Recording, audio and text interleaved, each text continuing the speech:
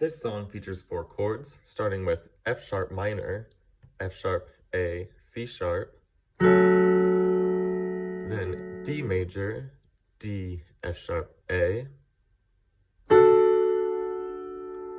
followed by A major, A, C sharp, E, and finishing with E major, E, G sharp, B. In this progression, we'll switch through chords every 2 measures, like this.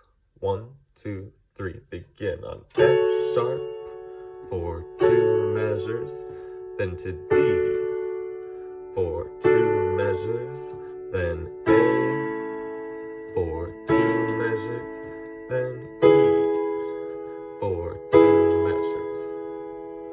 In 2 hands, it could look and sound like this. Beginning on F sharp minor, 1, 2, 3, 4.